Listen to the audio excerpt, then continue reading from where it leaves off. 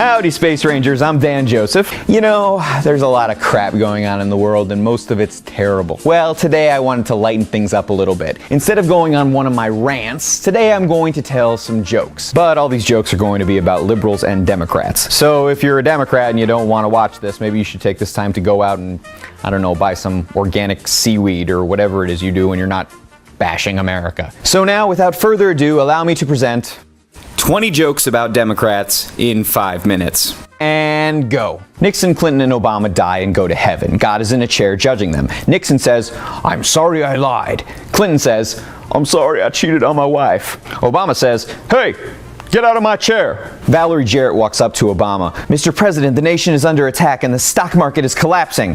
Obama looks at her and says, "Damn it, Valerie, I told you to stop interrupting me when I'm putting." How many Democrats does it take to change a light bulb? 2.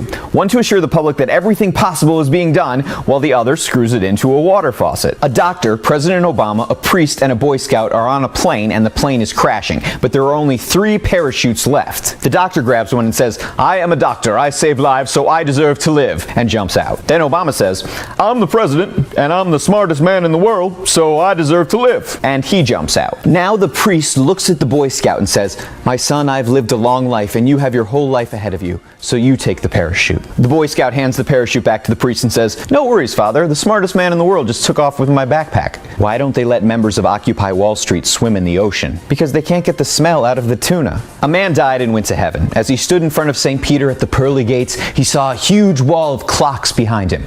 The man asked, "What are all those clocks?" St. Peter answered, "Those are lie clocks. Everyone on earth has a lie clock. Every time you lie, the hands of your clock will move." "Oh," said the man. "Well, whose clock is that?" "Well, that's the Pope's clock. The hands have never moved, indicating that he never told a lie." "Incredible.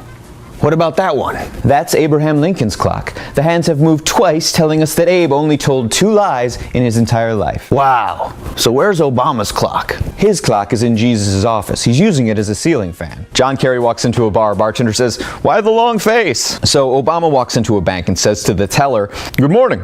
Could you cash this check for me?" The teller says, "My pleasure, sir. Could you please show me your ID?" Obama says, "Oh, sorry. I didn't think I needed to bring it with me. After all, I am the president." The teller tells him, "Yes, sir, I know who you are, but with all the government regulations, I need that ID. But look, this is what we can do." One day, Tiger Woods came into this bank without ID. To prove he was Tiger Woods, he pulled out his putting iron and made a beautiful shot across the bank lobby into a cup. With that shot, we knew him to be Tiger Woods and we cashed his check. So what can you do to prove that it's you and only you? Obama stands there thinking and finally says, "Honestly, nothing comes to mind. I can't think of a single thing I can do." The teller turns to him and says, "Great! Will that be large or small bills, Mr. President?" "How do you know your health insurance has been switched to Obamacare?" "Your new doctor treats your erectile dysfunction by giving you a popsicle stick and a roll of duct tape." "Why does Bill Clinton wear boxers?" "To keep his ankles warm. Duh."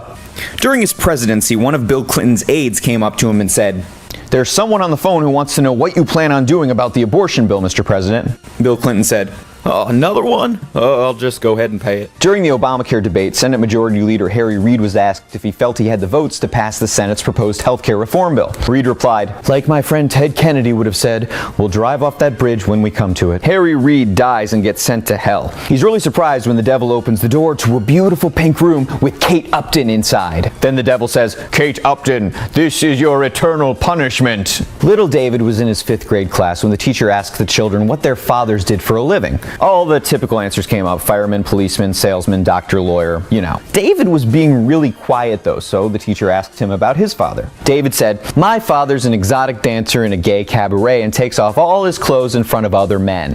Sometimes, if the offer's really good, he'll go out to the alley with some guy and make love with him for money." Now, this obviously concerned the teacher a little bit. Later in the day, she took little David aside to ask him, "Is that really true about your father?" David says, "No, he works for the Obama administration, but I was too embarrassed to say that in front of the other kids." Hillary Clinton goes to a primary school to talk to the students about the world. After she's done with her speech, she says, "Okay, now you can ask some questions."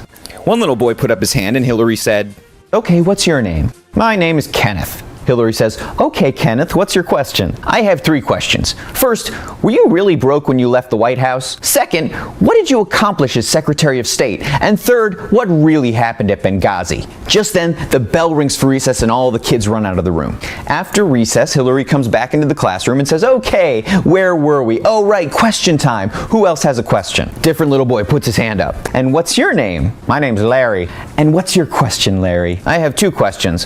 Why did the recess bell go off 20 minutes early? And what happened to Kenneth?" There's a huge emergency somewhere in the country, and President Obama immediately gets an Air Force One and flies to the scene to see things firsthand.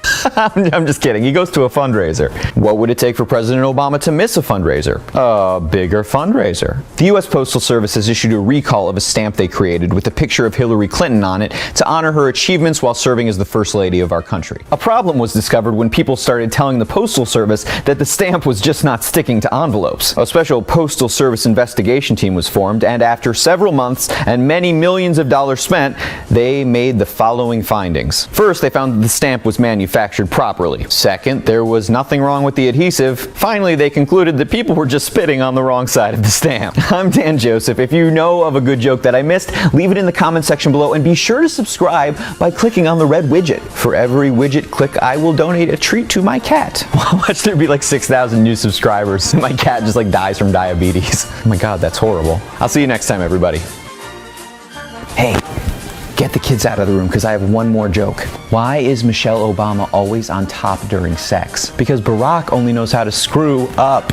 Screw up. Well, if I have to explain it, it's not funny. But admit it, that's pretty funny.